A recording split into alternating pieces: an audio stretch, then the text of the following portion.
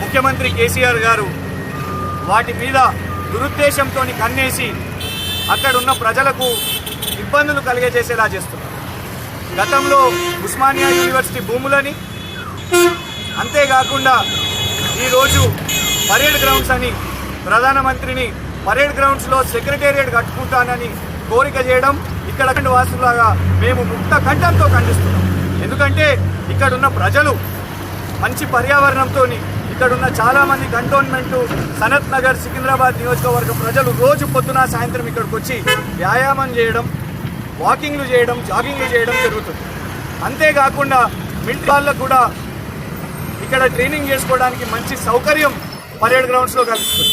పోలీసులు republic day పరేడ్లు, independence day పరేడ్లు, ఒక చరిత్ర ఉన్న పరేడ్ గ్రౌండ్స్లో ఈరోజు సెక్రటేరియట్ కట్టించుకోవడము, మరి కేసీఆర్ గారు ఒక క్యాంప్ ఆఫీస్ ఉన్న తర్వాత కూడా ప్రగతి భవన్ కట్టి తెలంగాణ ప్రజల ధనాన్ని వృధా చేస్తున్నారు.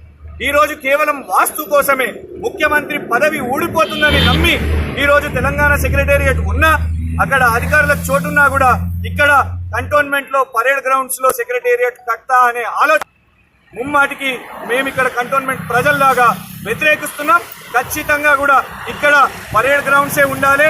ప్రజలకు ఇబ్బందులు కలిగేటట్టు కేసీఆర్ ఇక్కడ సెక్రటేరియట్ కడితే ఖచ్చితంగా కంటోన్మెంట్ ప్రజలుగా పక్కనున్న నియోజకవర్గ ప్రజల అందరినీ కూడా మేము తీసుకొని, ఎన్జిఓలను కూడా తీసుకొని, అన్ని సంఘాలు కూడా కలుపుకొని కేసీఆర్ ఇక్కడ పరేడ్ గ్రౌండ్స్ ని తరలించకుండా, సెక్రటేరియట్ కట్టకుండా అడ్డుకుంటామని మేము కేసీఆర్ కి వాళ్ళ ప్రభుత్వానికి హెచ్చరిక చేస్తున్నాం.